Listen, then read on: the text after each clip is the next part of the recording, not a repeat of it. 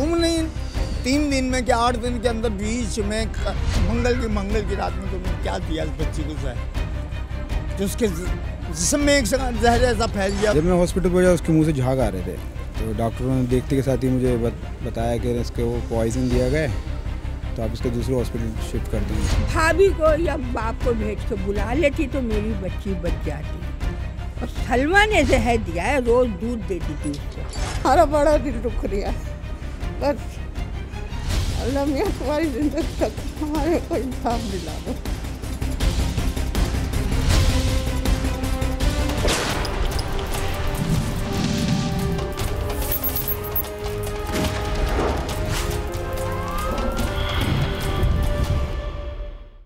बेटियों की शादी के सिलसिले में वालिदैन जब भी कोई फैसला करते हैं तो इस बात का ज़रूर ख्याल रखते हैं कि ससुराल में जाकर उन्हें कोई तकलीफ ना हो। शायद यही बात सोचकर वो ये कोशिश भी करते हैं कि जहां उनकी बेटी की शादी हो वो करीबी रिश्तेदार हो या कोई जान पहचान वाला घराना हो, मगर ये उनकी भूल होती है।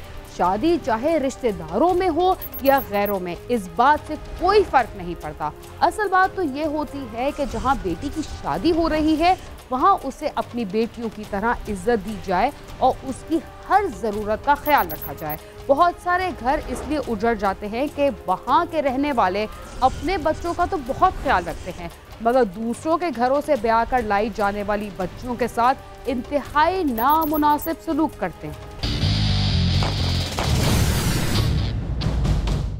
किसी भी शख्स का पुरस्कार कत्ल सबके लिए इंतहाई तकलीफदेह होता है, मगर जब किसी माँ की नौजवान लड़की इंतहाई बेबसी के आलम में अपनी जान से गुजर जाए तो ये वाक़या उनके लिए क़यामत से कम नहीं होता। कराची के इलाके न्यू कराची में रहने वाले एक ख़ानदान के बुजुर्गों ने अपनी बेटी को इस उम्मीद पर शादी के बाद ससुराल रुखसत किया कि वो अपने घर में हंसी खुशी ज़िंदगी गुजारेगी, मगर उन्हें इस बात का इल्म नहीं था कि उनका ख्वाब बहुत जल्द चकनाचूर होने वाला है।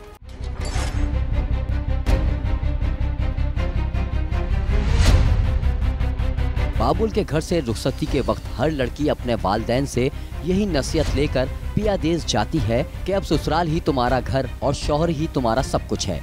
नई जिंदगी में कदम रखने वाली कोई भी मशरिकी लड़की कभी अपना घर बर्बाद करना नहीं चाहती, लेकिन अगर ऐसा हो कि शादी के सिर्फ 8 दिन बाद ही नौबयाता दुल्हन की नागहानी मौत वाक़े हो जाए तो हर जहन में यही सवाल उभरता है कि ऐसा क्या हुआ होगा। कुछ ऐसा ही वाक़या उस वक्त सामने आया जब अफशा नामी लड़की की 28 जुलाई को रुखसती हुई और 5 अगस्त को वो इस दुनिया से रुखसत हो गई। 8 दिन की दुल्हन जिसके हाथ पैरों की मेहंदी भी न छूटी थी कि उसे कफन में लपेट दिया गया। 8 दिन में एक दफ़ा आई मेरे पास बेटी। तुमने 3 दिन में क्या 8 दिन के अंदर बीच में मंगल की रात में तुमने क्या किया इस बच्ची को जहर, जो उसके जिस्म में एक जहर ऐसा फैल गया उसके। फिर आप लोगों ने रात को 12 बजे यहाँ अस्पताल लेके आए और हमें खबर, यहाँ हमारे बच्चों को 1-1:30 बजे की खबर दी जा रही है। मतूफ़ी अफशा के वालिद ने बताया कि उन्होंने अपनी बहन के बेटे के साथ अपनी बेटी की शादी की थी, लेकिन इस दौरान एक बार भी मेरे दामाद ने अपनी बीवी के साथ खाना नहीं खाया और ना ही किसी ससुराली ने उसके जनाजे में शिरकत की। अब तुमने मेरे पर जोर डालना शुरू कर दिया। मैं बीमार शुमार आदमी, 3-4 महीने हो गए। उनके चाचा थे सद्दीक, वो आए मेरे पास, कह लें कि भाई ऐसा है तुम दे दो, अच्छा है जल्दी जल्दी रुखसत कर दोगे, ये मसला हल हो जाए। बहुत टेंशन दी मेरे को उन्होंने। मैंने कहा देखो फिर आखिर में उनसे 2-4 बातें हुई, नहीं माने वो लोग। फिर ये खुद आए, उन्होंने ये बहन आए मेरे, उन्होंने बात करी, कहले हमें अभी दे दो, अभी दो, अभी। फिर मेरे को गुस्सा आया, मैंने कहा ठीक है मेरे पास कुछ नहीं है, खाली बेटी है मेरे पास। 6 दिन की ब्याह, कौन सा मियाँ बीबी ऐसा जो अलग खाना खाएगा इस वक्त दौर में? आप खूब बच्चे हो बेटा, समझदार हो ना आप भी, तो कैसे तुमने अलग प्याला उसका दूध का अलग दिया, खाना उसको अलग दिया।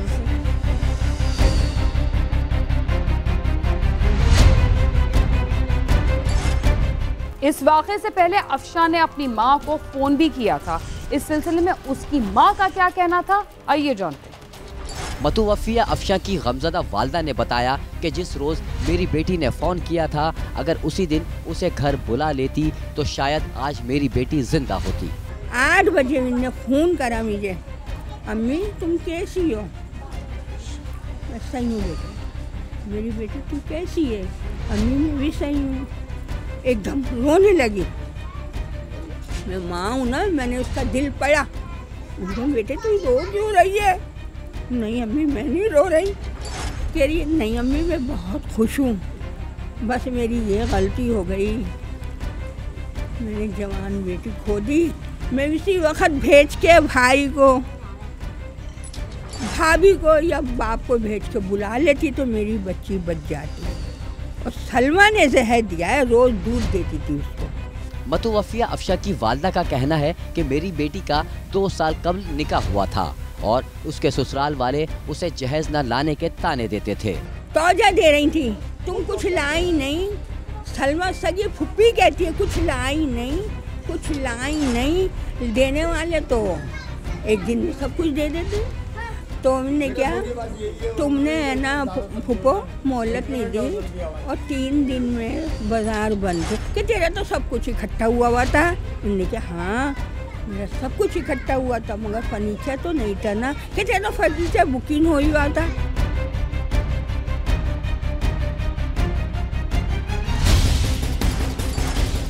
अफशा के घर वालों को उसके बारे में क्या इत्तला मिली और जब वो उसके पास पहुंचे तो उन्होंने क्या देखा?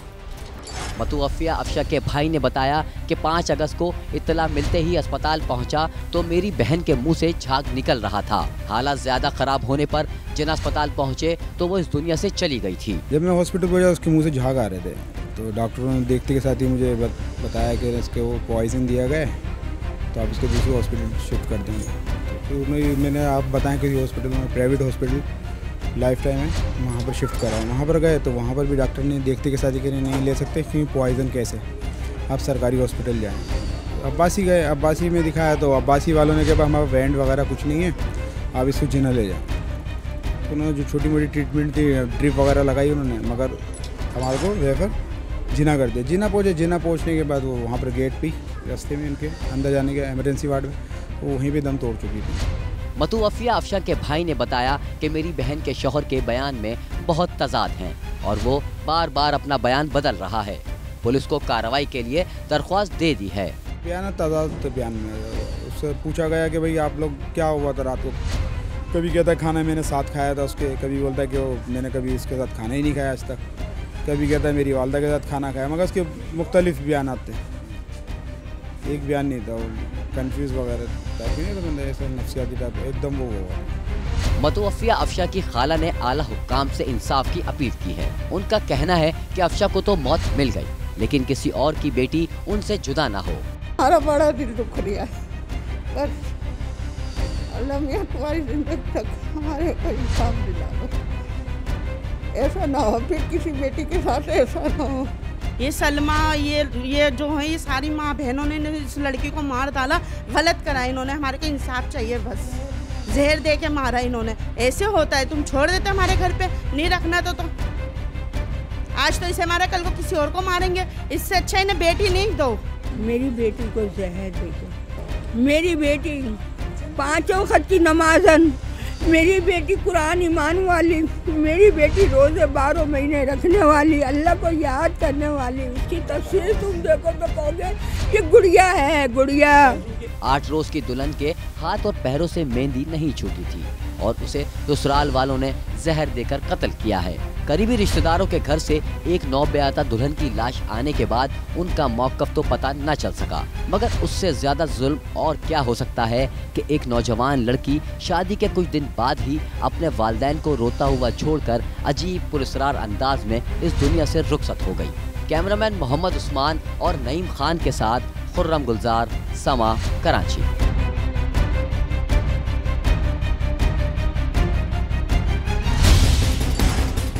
ख़वातीन पर तशद्दुद के ऐसे कई वाक़यात हमारे सामने आए जिन्हें सुनकर ही हमारे तो रोंगटे खड़े हो जाते हैं। ना जाने वो कितने जालिम होते हैं जो उनकी जान लेते हुए भी नहीं डरते और ये बात भूल जाते हैं कि इंसान को उसके हर बुरे काम का जवाब तो देना ही पड़ता है। प्रोग्राम क्राइम सीन में वक्त हुआ एक मुख्तसर से वक्त का, जिसके बाद हम दोबारा आपके साथ होंगे। तब तक आप समा के साथ होंगे।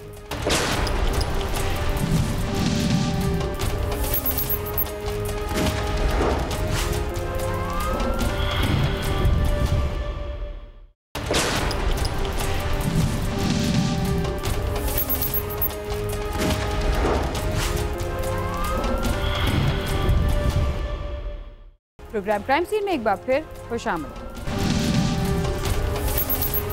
मुख्तलिफ शहरों में तो ट्रैफिक हादसात और लड़ाई झगड़े के वाक़यात में लोग अपनी जान से हाथ धो बैठते हैं, मगर लाहौर में तो मौत ज़मीन के बजाय खला से वार करती है और देखते ही देखते ज़िंदगी के चिराग गुल कर देती है।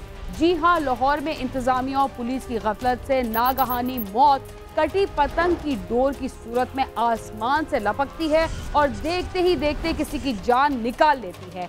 ऐसी मौत का जिम्मेदार कौन है? ये ऐसा सवाल है जिसका जवाब आज तक किसी को ना मिल सका।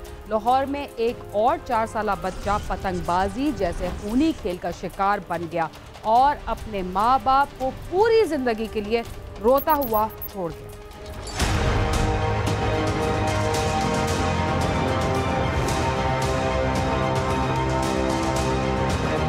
शफीकाबाद के इलाके मालीपुरा का रहायशी मोहम्मद आसफ अपने 4 साला बेटे अली असगर को साथ लेकर मोटरसाइकिल पर दूध लेने बाजार गया। अभी घर से कुछ दूर ही पहुंचे थे कि गली के दरमियान बिजली की तारों से लटकती एक कटी पतंग की डोर अली असगर के गले पर फिर गई। अली असगर की दिलखराश चीखें सुनकर बाप ने जब देखा तो अली असगर का गला कटा हुआ था, खून था कि फव्वारे की तरह निकल रहा था। देखते ही देखते अली असगर ने आखिरी हिचकी ली और बाप की गोद में ही दम तोड़ दिया। मेरा भतीजा ना काम तो है, ਉਹਦੀ बीवी ने कहा भी दूध ले आवो ते आगे आराम एको बारी करो।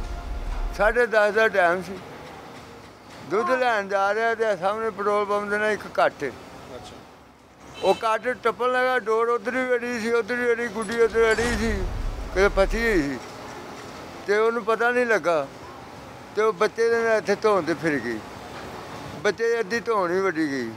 अली असगर की हलाकत पर आसफ फलक शिकाफ चीखे मारता हुआ बेहोश हो गया।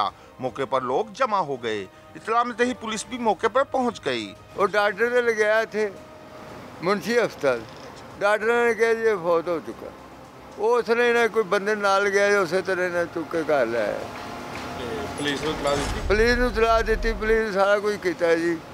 वो आंदे ने तुसी ठीक है परचा तुहानू शक है सीगा जी, शक थानू कोई नहीं, तुसी परचा कट लो ताकि आने वाला वक्त जो ना बच जाए।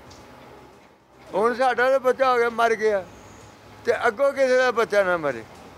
तुम यह चीज़ रोको, क्यों नहीं रोकते, क्यों छड़ रहे हो तुम? गुड्डियाँ रोज़ उड़ती हैं जी, शाम को आके 10 बजे बाद देखो, 10 बजे आके 9:30 बजे देखो गुड्डियाँ उड़ती हैं।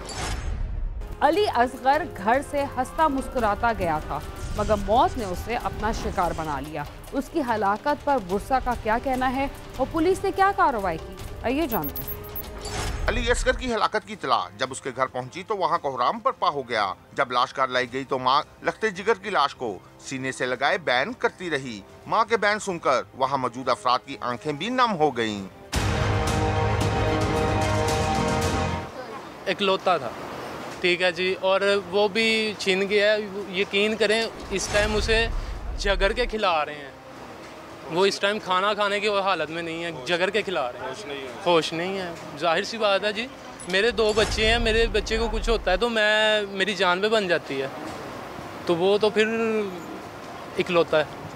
बुरसा का कहना है कि पुलिस उन पर दबाव डालती रही कि मुकदमा दर्ज ना करवाएं, मगर उनके इसरार पर पुलिस ने खुद ही अपनी मर्जी की FIR दर्ज कर ली। पहले तो वो इस बात पे एग्री थे कि जी पोस्टमार्टम होगा। हम लोग कह रहे थे कि जी पोस्टमार्टम नहीं करवाना, इतना सा बच्चा है उसे भी चीर फाड़ दिलवाएं, ठीक है जी। उसके बाद वो पोस्टमार्टम से बात हटी तो वो कहते जी कि हम ऐसे FIR नहीं काटेंगे, आप पोस्टमार्टम करेंगे तो FIR कटेगी, उसके अलावा FIR नहीं कटेगी। खैर वो रोला वगैरह डाला, उन्होंने एक कंप्लेन लिखी, यहाँ पे कंप्लेन लिखी, उन्हें कुछ समझ नहीं आई, उन्होंने थाने बुला लिया। तकरीबन 4 बजे का टाइम था सुबह, थाने गए हैं, वहाँ पे उन्होंने वही कंप्लेन लिखी है जो उन्होंने लिखनी थी, ठीक है जी। लड़के का बच्चे का जो बाप था उसका ID कार्ड लिया है, उससे मतलब कि अंगूठे वगैरह लगवाए हैं, तो कहते जी ठीक है आप जा सकते हैं। बुरसा का कहना है कि पुलिस की गफलत और गैर जिम्मेदारी के बाइस पतंगबाजी हो रही है। 4 मवाद सर मैं देख चुका हूँ, ये तकरीबन सर्दियों से लेके अब तक, ठीक है जी। सांदे में 2 मैंने देखी थी, मौके पे डेथ हुई थी, ठीक है जी। उसके अलावा जब भी जाएं गुड्डी उड़ती होती है। अंदरून शहर में आप कभी भी राउंड लगा लें। सर हमारा मुतालबा यही है कि इस चीज़ को रोका जाए बस, हमारा बच्चा चला गया, यकीन करें मैंने अपने हाथों से गुस्ल दी है, मेरा अल्लाह जानता है कि मैं कितना रोया हूँ उस टाइम। ठीक है जी, मेरा भांजा था, मेरी बहन का एक ही बेटा। बच्चे की अचानक मौत पर पूरा खानदान गमज़दा था और अहले मोहल्ला भी दुखी थे। उसकी मौत पर हुकूमत की तरफ से क्या कहा गया, आइए जानते। वज़ीर-ए-आला पंजाब ने बच्चे की हिलाकत पर नोटिस लेते हुए पुलिस हुकाम से रिपोर्ट तलब कर ली है और जिम्मेदारों का सुराग लगाकर फौरी कार्रवाई का हुक्म जारी कर दिया। पुलिस हुकाम का कहना है कि पतंगबाजों के खिलाफ सख्त कार्रवाई की जा रही है। लॉकडाउन के दौरान मैंने नोट किया है कि लोग पतंगबाजी में कुछ ज़्यादा इन्वॉल्व रहे, स्पेशली पिछला 1 महीना। तो हमने महसूस किया कि हमें छतों पे जाना और वहाँ से करना, उसमें अच्छी खासी एफर्ट थी। तो ड्रोन के ज़रिए जब हमने ऊपर से देखा तो बहुत ज़्यादा ऐसी आपको इजीली वो सारे लोकेट हो जाते हैं और वहाँ पे फिर आप अपनी फ़ोर्स भिजवा के और अपना ऐसे लोगों को आप अरेस्ट भी कर सकते हैं या जो भी कानूनी एक्शन लेना है वो कर सकते हैं। तो तजर्बा अभी तक हमारा अच्छा रहा है। जो आपकी ये डोर इसमें इस्तेमाल हो रही ट्वाइन, वो जब केमिकल वाली या ग्लास मिक्सिंग वाली होगी तो वो इतनी डेंजरस है कि उससे लोग बहुत ज़ख्मी भी होते हैं और उनकी डेथ भी होती है। तो पिछले 3 माह में हमारे पूरे पंजाब में हाईएस्ट फिगर्स हैं जो काइट फ्लाइंग के खिलाफ एक्शन हुआ है। अली असगर को सोगवारों की मौजूदगी में मकामी कब्रिस्तान में सुपुर्द खाक कर दिया गया। गुरसा और अहले इलाका ने वज़ीर-ए-आज़म पाकिस्तान इमरान खान से मुतालबा किया है कि वो खुद नोटिस ले और ऐसे इक़दाम किए जाए कि मुस्तकबिल में ऐसे वाक़यात ना हों। कैमरामैन लियाकत बशीर के साथ आमिर शहजाद, समा, लाहौर।